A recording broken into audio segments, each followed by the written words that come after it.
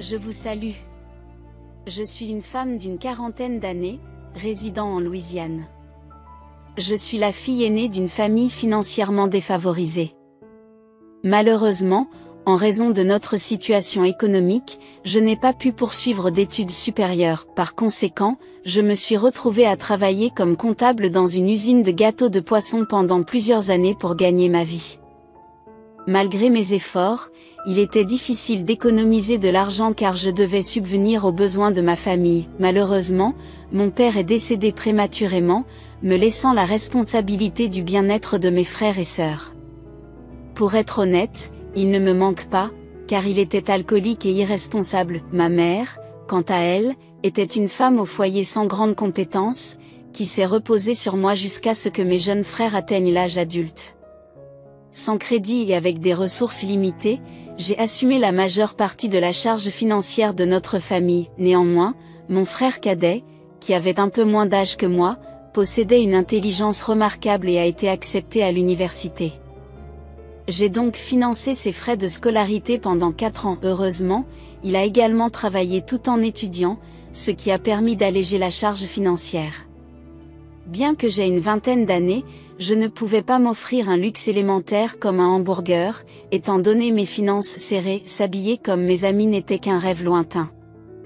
Heureusement, mes jeunes frères ont mûri tôt et ont commencé à travailler, ce qui a considérablement allégé mes responsabilités. Lorsque j'ai eu 27 ans, j'ai entendu l'adage suivant: on est ce que l'on fait de manière répétée. Comme je n'avais jamais pris l'habitude de faire des dépenses personnelles, j'ai eu du mal à comprendre comment dépenser de l'argent pour moi une fois que je n'aurais plus à m'occuper des autres. Finalement, j'ai trouvé le courage de me rendre dans un salon de beauté et de m'offrir une coiffure permanente. Auparavant, la seule option abordable était une simple coupe de cheveux lors de mes rares visites. J'avais l'habitude de tailler moi-même ma frange à la maison. Cependant, après avoir subi une permanente et regardé mon reflet dans le miroir, j'ai été ravie du changement. C'est alors que j'ai réalisé que mon nouveau rêve était de devenir coiffeuse professionnelle. Poursuivre dans cette voie me permettrait de profiter des permanentes sans dépenser d'argent. J'ai donc commencé à travailler en semaine tout en suivant des cours d'esthétique le week-end, pour finalement obtenir ma licence d'esthéticienne. Pour être honnête, l'épuisement physique était écrasant, mais dès que j'ai eu ma licence, j'ai eu l'impression de m'élever dans le ciel. Afin d'acquérir de l'expérience et d'asseoir ma carrière, j'ai commencé à travailler dans un salon de beauté de taille moyenne. Il est intéressant de noter que mon premier client pour une coupe de cheveux était mon mari. Naturellement, j'étais très nerveuse et j'ai malheureusement mal géré sa coiffure. J'ai involontairement laissé une coupe inégale, ressemblant à un petit trou circulaire dans son cuir chevelu. Naturellement, je m'attendais à sa colère et, au pire, à la possibilité de perdre mon emploi. Cependant, à ma grande surprise, la réaction de mon mari a été d'une gentillesse inattendue. Il m'a assuré que ce n'était qu'un cheveu, qui repousserait de toute façon. Au lieu de cela, il a proposé que nous prenions une tasse de café ensemble. Profondément désolée, j'ai accepté et nous avons partagé un café. Avec mon conjoint, j'ai établi un lien qui m'a permis de le comprendre vraiment. Il était de 3 ans mon aîné et travaillait dans la construction intérieure. Il avait un sens de l'humour étonnant qui me faisait rire sans cesse. J'avais l'impression de le connaître depuis longtemps. Il m'a avoué que, malgré le manque d'argent, il était toujours resté sincère, car il était trop préoccupé par son gagne-pain pour chercher à nouer des relations. Mon mari ressemblait à mon premier amour, et c'est ainsi que notre relation amoureuse a commencé. Au bout de 3 ans, nous nous sommes mariés avec l'argent que nous avions économisé. J'ai ouvert un petit salon de beauté dans notre quartier et mon mari s'est gracieusement occupé des travaux d'intérieur, ce qui nous a permis d'économiser une somme substantielle. Cela m'a permis de me sentir encore plus liée à l'entreprise. La famille de mon mari, tout comme la mienne, n'est pas issue d'un milieu prospère. Nos parents étaient tous deux agriculteurs dans des zones rurales et n'étaient pas en mesure de nous apporter un soutien financier. C'est pourquoi mon mari et moi avons travaillé avec assiduité, même le dimanche lorsque les autres se reposaient. Grâce à nos efforts combinés, nous avons finalement réussi à acheter un modeste et ancien appartement en copropriété avec l'aide d'un prêt. Au bout de 5 ans, nous avons pu échapper à l'enfermement d'une location en sous-sol et acquérir notre propre maison, bien que modeste.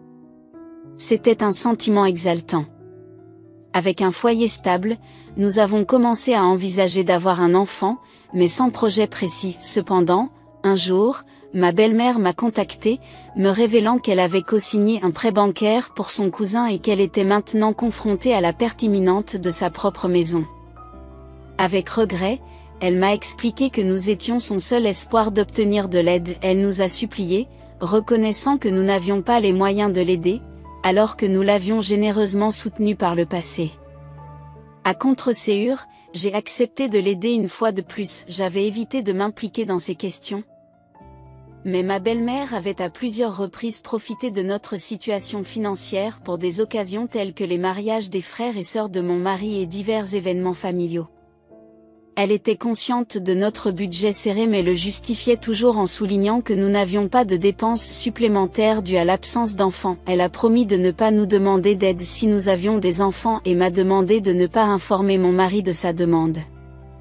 Cette demande a touché une corde sensible en moi, car au fond de moi, je me sentais coupable de ne pas pouvoir avoir d'enfants. J'ai fini par céder et j'ai accepté de résoudre la crise financière de ma belle-mère. À cette époque, je me suis retrouvée à travailler sans relâche en raison d'un afflux de clients réguliers. Malheureusement, la charge de travail excessive a fini par avoir raison de moi, et je me suis effondrée et j'ai perdu connaissance alors que je servais mes clients au salon. J'ai été transportée d'urgence à l'hôpital en ambulance, mais je n'en ai gardé aucun souvenir. Lorsque j'ai repris conscience, je me suis retrouvée sur un lit d'hôpital, attendant l'évaluation du médecin. D'un air sombre, le médecin m'a annoncé une nouvelle choquante. Apparemment, je ne savais pas que j'étais enceinte et j'étais au début de ma grossesse, qui s'est malheureusement terminée par une fausse couche. Le médecin m'a conseillé de faire d'autres examens et m'a exhorté à me reposer. Il était difficile de concevoir l'idée d'être enceinte alors que je n'en avais aucune idée. J'avais simplement supposé que mon retard de règles était dû au stress. Lorsque mon mari a appris la fausse couche, il a été accablé de chagrin. Le médecin a indiqué que j'avais un utérus fragile et que la fausse couche avait encore aggravé mon état, diminuant les chances de future grossesse. Je suis restée abasourdie et sans voix, et les larmes sont devenues mon seul réconfort. Je suis tombée dans un état de dépression, me retirant du monde extérieur et fermant même mon salon de beauté. Pour moi, le mariage ne consistait pas seulement à avoir des enfants. Tout ce que je désirais, c'était la présence de mon mari, sans aucune autre préoccupation. Il nous suffisait de nous soutenir et de prendre soin l'un de l'autre pour trouver le bonheur. Ce sont les paroles réconfortantes de mon mari qui m'ont sauvée du désespoir. Nous avons donc persévéré ensemble, en travaillant dur et en nourrissant notre amour l'un pour l'autre. Cependant, je savais que mon mari désirait des enfants. Chaque fois que nous allions faire des courses, ses yeux s'attardaient sur les enfants joyeux qui couraient dans le supermarché. Je faisais semblant de ne pas le remarquer. Je pensais que notre vie serait incomplète si nous n'étions que deux, alors j'ai décidé d'adopter un chiot dans un refuge. Le pauvre chiot avait été abandonné et ses yeux portaient le poids de son passé. Je lui ai donné encore plus d'amour, je l'ai appelé Piano et je m'en suis occupée comme s'il s'agissait de mon propre enfant. Je préparais des friandises biologiques pour Piano et les emmenais partout où j'allais.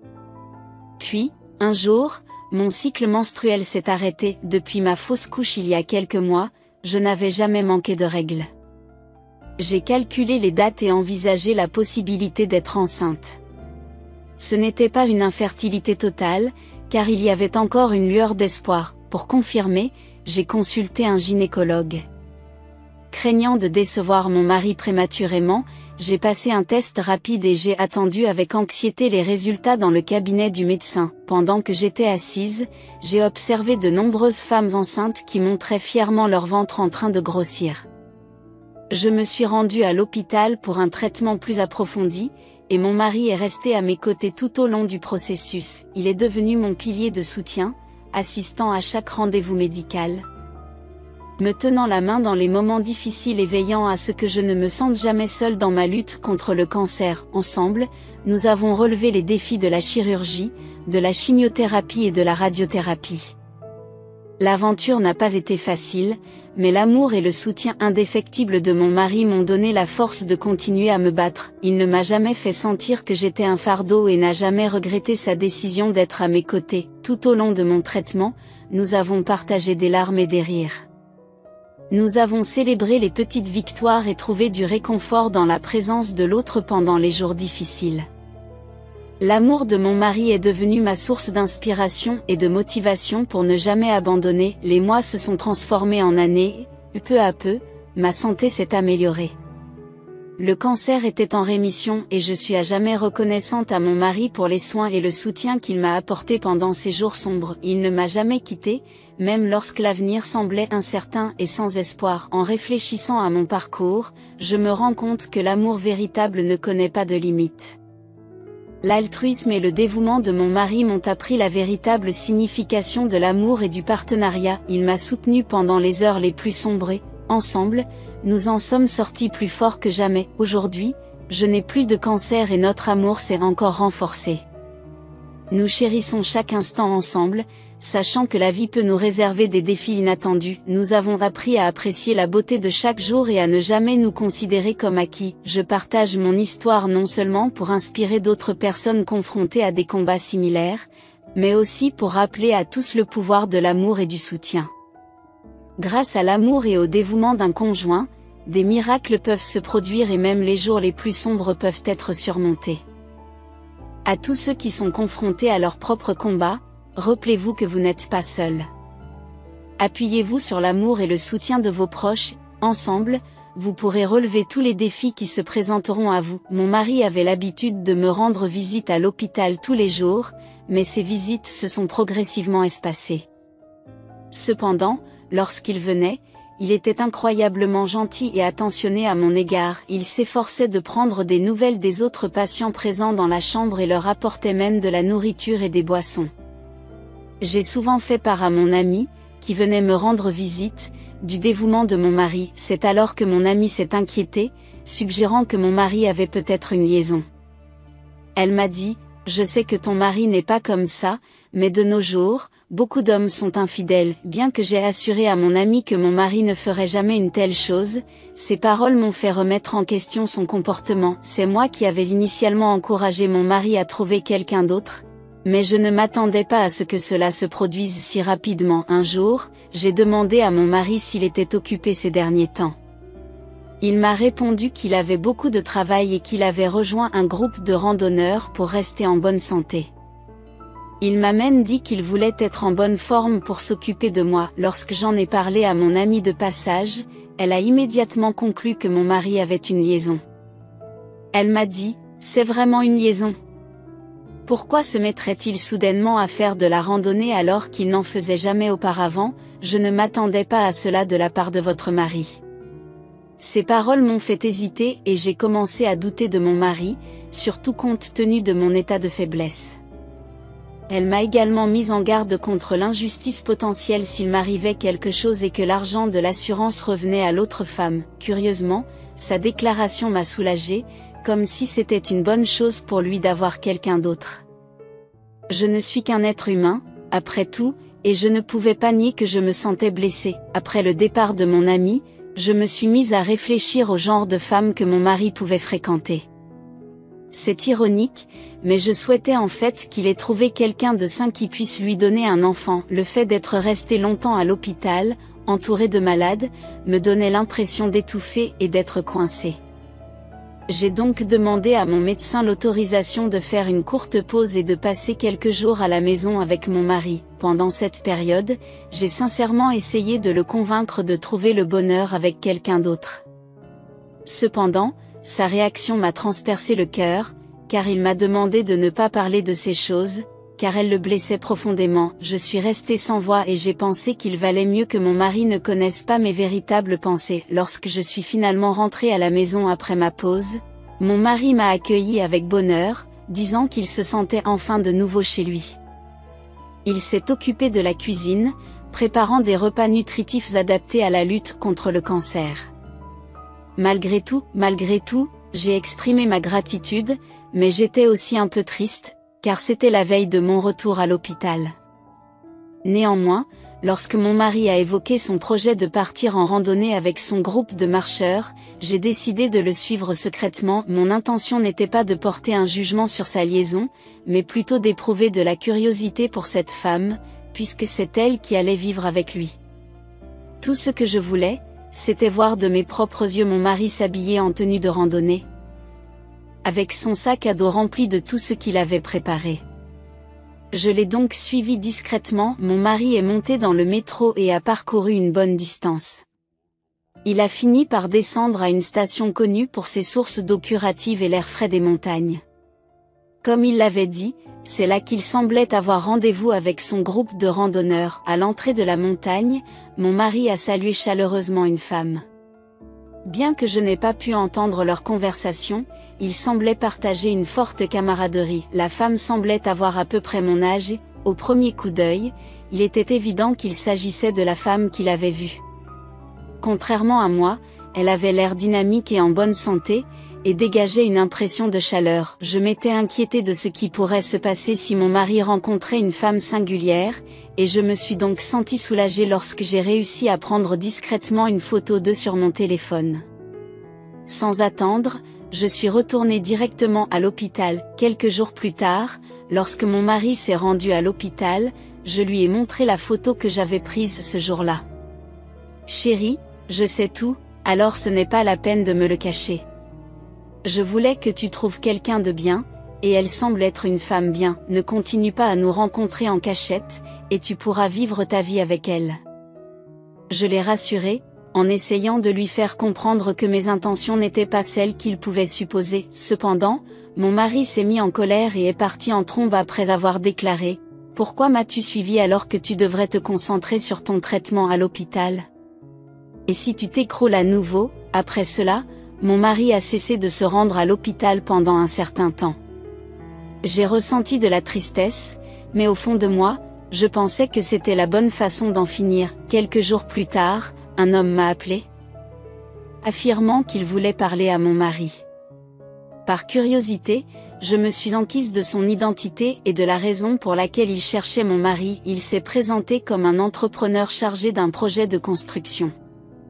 Apparemment, mon mari l'avait mandaté, mais il n'avait pas réussi à le joindre et avait donc appelé le numéro figurant sur notre page d'accueil. J'étais perplexe quant au fait qu'il y avait des travaux de construction au milieu de tout cela. Mon mari avait cessé de travailler sur le chantier après s'être gravement blessé au genou. Aujourd'hui encore, il se plaint de douleurs au genou lorsqu'il pleut. J'ai demandé au grand bâtisseur de ne pas révéler cette information à mon mari et j'ai obtenu l'adresse du chantier. À ma grande surprise, il s'est avéré qu'il s'agissait de la même zone que celle où mon mari avait fait une randonnée. À cet instant, le souvenir de la femme que j'avais vue m'est revenu en mémoire. Dans la journée, j'ai réalisé que mon mari devait habiter près de l'endroit où nous nous trouvions. Déterminé à le rencontrer, lui et la femme, j'ai décidé de quitter l'hôpital immédiatement et de héler un taxi pour me rendre à leur adresse. Alors que nous approchions de la maison, qui semblait être située au milieu d'une montagne, le temps a commencé à se dégrader. Le chauffeur de taxi a exprimé son mécontentement, se demandant pourquoi je m'aventurais dans cette vallée montagneuse dans des conditions aussi défavorables. En levant les yeux vers le ciel sombre et nuageux, je n'ai pas pu m'empêcher de faire un parallèle entre la pluie imminente et la morosité de ma propre vie. En sortant du taxi et en observant les environs, j'ai remarqué une petite cabane. Étrangement, je ne voyais ni mon mari ni la femme. Soudain, un rire de femme a rompu le silence. En suivant le son, je me suis dirigée prudemment vers la cabane, craignant de salir mes vêtements. Bien que je me sois préparée mentalement, le rire de la femme ne m'a pas apporté la satisfaction que j'attendais. Derrière la cabane, j'ai trouvé mon mari vêtu de sa tenue de chantier, travaillant assidûment avec des briques. À ses côtés se trouvait la femme que j'avais vue plus tôt, accompagnée d'un homme qui s'amusait à l'asperger d'eau boueuse. Bien que j'ai été déconcertée par cette scène singulière, il est devenu évident que mon mari travaillait, transpirant abondamment. La situation qui se déroulait sous mes yeux me laissait perplexe. Lorsque les trois ont détecté ma présence, ils se sont immédiatement approchés de moi. C'est alors que la pluie s'est mise à tomber. Mon mari, lâchant les briques qu'il tenait, s'est précipité vers moi, stupéfait, accablé. Je me suis soudain senti étourdi et je me suis effondré sur le sol. Mon mari, d'un air bienveillant, m'a soutenu et m'a conduite dans la cabane. Il s'est rapidement excusé, regrettant de ne pas m'avoir fait part de ses intentions plus tôt. Il avait construit cette cabane pour me faire un cadeau d'anniversaire et voulait me faire une surprise une fois qu'elle serait terminée. J'ai appris que mon mari avait rassemblé divers matériaux naturels connus pour leurs propriétés curatives, dans l'intention de créer un sanctuaire où je pourrais récupérer après mon opération. Sous le coup de l'émotion, je n'ai pu m'empêcher de fondre en larmes. La femme, que j'avais soupçonnée à tort d'être l'amante de mon mari, m'a pris les mains et m'a réconfortée. Elle m'a révélé qu'elle aussi avait lutté contre le cancer dans le passé et qu'elle avait fini par en triompher. L'homme à côté d'elle était son mari. Tous deux comprenaient ma situation et avaient contribué à la construction de la cabane. Elle a partagé son propre parcours de guérison, expliquant comment le fait de vivre dans une cabane en terre avait contribué à sa guérison. À ses yeux, cette cabane devait être mon lieu de guérison, où je pourrais vivre avec elle pour le reste de ma vie, couvert de terre. Mon mari s'est approché de moi, le visage baigné de larmes. C'est alors que j'ai réalisé à quel point j'avais eu tort de douter de son amour pour moi. Ce jour-là, mes propres insécurités m'avaient fait croire qu'il avait une liaison. Submergée par une vague d'émotions, j'ai pleuré longtemps dans les bras de mon mari aimant et de mes nouveaux amis, très chers. Je dois avouer que j'ai été égoïste dans le passé. Cependant, je veux que tu saches que j'ai retenu la leçon. Je suis maintenant prête à affronter la chimiothérapie avec courage et à persévérer. Sachez que vous êtes la seule femme de ma vie et que je n'ai pas l'intention de chercher une autre compagne à l'avenir. En regardant par la fenêtre, j'ai remarqué que la pluie, qui n'avait cessé de tomber, s'était enfin calmée. C'était comme si le ciel clair reflétait le poids qui avait été enlevé de ma poitrine. D'une certaine manière, un sentiment d'espoir a envahi mon être. La cabane, construite avec amour et dévouement par mon mari, est maintenant terminée et se dresse gracieusement au milieu de son environnement terrestre. Je me demande si ces efforts sincères ont atteint les cieux, car mon état s'est progressivement amélioré. Je réside désormais dans cette cabane avec mon mari et notre fidèle chien, Piano. Heureusement, la chimiothérapie a donné des résultats positifs et je suis presque guérie. Cependant, je dois continuer à me rendre à l'hôpital pour des examens réguliers. Le cancer est une maladie perfide, sujette à des récidives, et nous devons donc rester vigilants à tout moment. Néanmoins, je suis convaincue que je le vaincrai, grâce à l'amour indéfectible de mon mari dévoué. Mon mari s'est transformé en un amant encore plus dévoué qu'auparavant, et son influence m'a encouragée à exprimer mon affection ouvertement, sans réserve. Lorsque j'ai reçu le diagnostic de cancer, j'ai cru que cela marquerait la fin de ma vie. Cependant, grâce à l'amour profond de mon mari, je chéris désormais chaque jour comme un cadeau miraculeux, rempli d'espoir pour l'avenir. N'oubliez pas que votre vie est elle-même un miracle. J'espère sincèrement que vous continuerez à accueillir chaque jour avec espoir et optimisme. Je vous remercie d'avoir pris le temps d'écouter mon histoire. Votre soutien et vos commentaires avisés, ainsi que les commentaires positifs et les abonnements, représentent beaucoup pour moi. Je vous souhaite une merveilleuse journée.